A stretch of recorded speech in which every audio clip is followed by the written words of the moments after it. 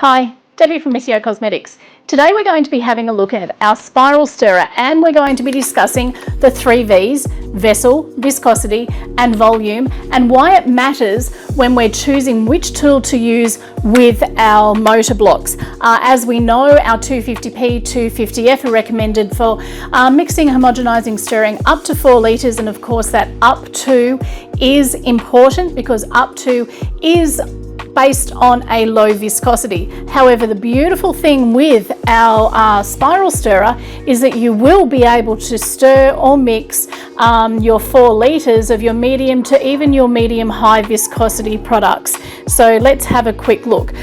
We won't be spending too much time on low viscosity because we know that it's going to be absolutely perfect for that. We have our 600ml beaker, we have our 1 litre beaker, our 2 litres and our 3 litres of water.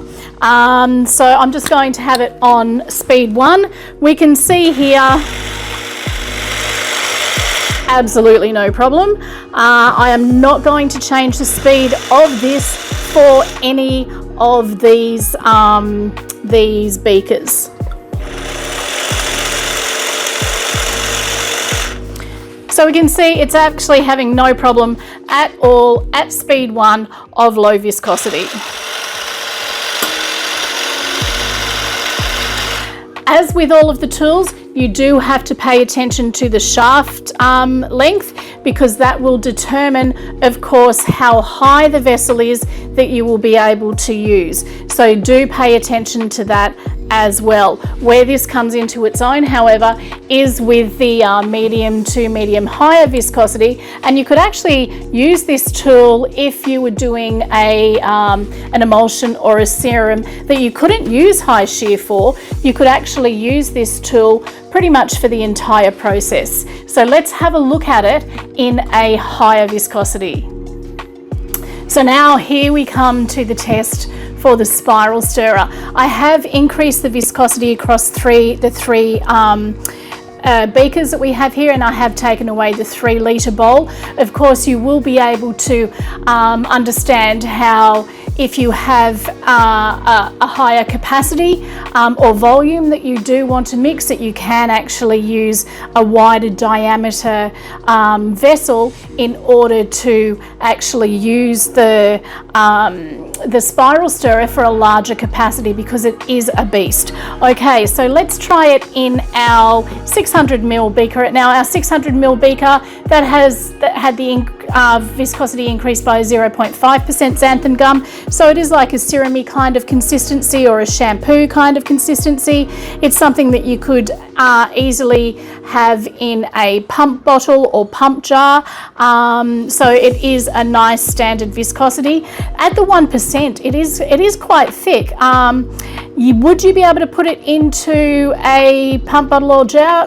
Quite possibly, but it is quite a decent viscosity. The 1.25% viscosity, now that's a different story. That is a very, very thick product, so you'll be able to see why I'm excited about the spiral stirrer and what it could mean for you for your larger capacity and also your larger volume products. Okay, so at the 0.5%, we're just going to take it down to 1 because we do not need to have it any higher than that.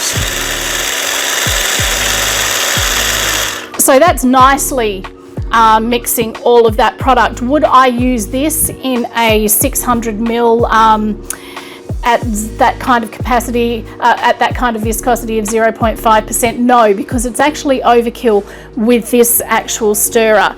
This is our 1% in our 1 litre, 1% of xanthan gum in our 1 litre. Again, I'm going to start at 1. And just at speed 1, that is actually incorporating everything as well. I am going to increase it to 1.5.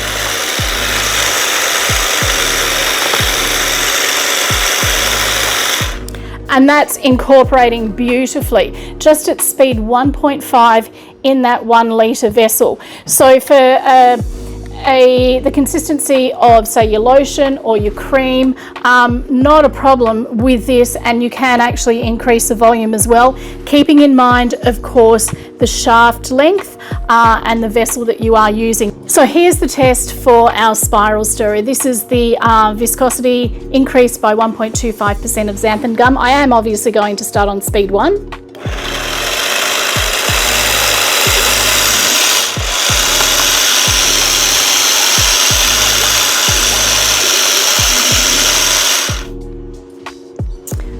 Okay, that speed right there, that was incorporating absolutely everything in that vessel with a viscosity increased by 1.25% of xanthan gum. That speed there was only speed 2. What that tells us is that our spiral stirrer is going to be able to stir viscosities far greater than what we have here at the 1.25% of addition of xanthan gum. So that is absolutely brilliant news. If you're using the spiral stirrer for cool down or something of your emulsion, you know that you are not going to have a problem with that.